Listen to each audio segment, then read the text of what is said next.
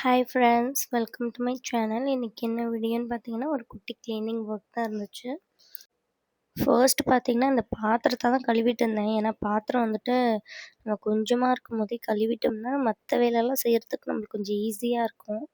பாத்திரம் வந்துட்டு நான் எப்பவுமே கையோடவே கழுவி வச்சுருவேன், கொஞ்சம் கொஞ்சமாக இருக்கும்போதே. ஏன்னா வந்துட்டு அப்போ தான் வந்துட்டு நம்மளுக்கு நிறைய பாத்திரம் சேராது. நம்மள கழுவுறதுக்கு கொஞ்சம் ஈஸியாக இருக்க மாதிரி இருக்கும். சரி, அப்படியே இந்த கேஸ் ஸ்டவ்வுமே கழுவி வச்சிடலாம்னு சொல்லிட்டு பாத்திரம்லாம் கழுவி முடிச்சுட்டு, இதுவுமே பாலெல்லாம் சிந்தி ரொம்ப கொஞ்சம் அழுக்கா இருந்துச்சு. நான் எந்த வேலையுமே கொஞ்சம் அழுக்கா இருக்கும்போதே அத க்ளீன் பண்ணி எடுத்துருவேன்.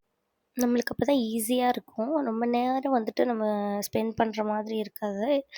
சரி, எல்லா வேலையும் முடிச்சுட்டு கொஞ்சமாக காஃபி போட்டு குடிக்கலாம்னு சொல்லிட்டு காஃபி போட்டேன். காஃபி போட்டு குடிச்சிட்டு ரூமுக்கு போயிட்டு பார்த்தா, என் பிள்ளைங்க எல்லாம் மிக்சரெல்லாம் சாப்பிட்டு பெட்டெல்லாம் கொட்டி வச்சுருந்தாங்க. சரி, அதையுமே க்ளீன் பண்ணிடலான்னு சொல்லிட்டு பெட்டெல்லாம் தட்டிட்டு எல்லாம் நீட் பண்ணி அப்படியே க்ளீன் பண்ணிட்டேன். க்ளீன் பண்ணிவிட்டு அப்படியே கையோட பார்த்தீங்கன்னா பெருக்கிட்டு மாப் பண்ணி விட்டுட்டேன்.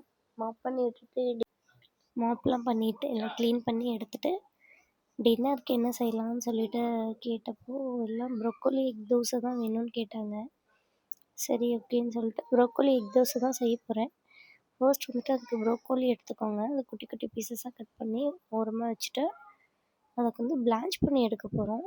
இது வந்து சாப்பிட்றதுக்கு ரொம்ப டேஸ்ட்டாக இருக்கும். இப்போ பார்த்தீங்கன்னா, கொஞ்சமாக சுடு தண்ணி வச்சுட்டு, சுடு தண்ணி நல்லா ஹீட் ஆன பிறகு, அந்த ப்ரோக்கோலி நம்ம கட் பண்ணி வச்சுருக்க ப்ரோக்கோலி போட்டு 2 மினிட்ஸில் எடுத்துருங்க. எடுத்தோடனே அது சாஃப்ட் ஆகிடும். இந்த மாதிரி குட்டி குட்டி பீசஸாக கட் பண்ணிவிட்டு, நான் ஆல்ரெடி பார்த்தீங்கன்னா 3 முட்டை உடச்சி வச்சுருக்கேன். அதோட நம்ம கட் பண்ணி வச்சுருக்கிற ப்ரோக்கோலி, கொஞ்சமாக சால்ட், கொஞ்சமாக பெப்பர் இது மட்டும் போட்டு நல்லா கொஞ்சம் பீட் பண்ணி ஓரமாக வச்சுக்கோங்க. இப்போ பார்த்தீங்கன்னா, நான் தோசை ஊற்றிட்டேன். நல்லா அந்த தோசையில் கொஞ்சமாக நெய் விட்டுக்கோங்க.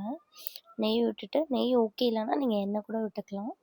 நம்ம ஆல்ரெடி மிக்ஸ் பண்ணி வச்சுருக்கிற ப்ரோக்கோலி எக் வந்துட்டு அதில் நல்லா ஸ்ப்ரெட் பண்ணி விட்டுட்டு, 2 பக்கம் நல்லா திருப்பி போட்டு எடுத்திங்கன்னா ப்ரோக்கோலி எக் தோசை ரெடி. இது வந்துட்டு நல்லா சாப்பிட்றதுக்கும் நல்லா ஃபில்லிங்காக நல்லா டேஸ்ட்டாகவும் இருக்கும். குழந்தைங்களுக்குமே இது ரொம்ப பிடிக்கும், பெரியவங்களுக்குமே ரொம்ப பிடிக்கும். நீங்கள் ட்ரை பண்ணி பார்த்துட்டு சொல்லுங்கள். இதோட நெக்ஸ்ட் வீடியோவில் பார்க்கலாம்.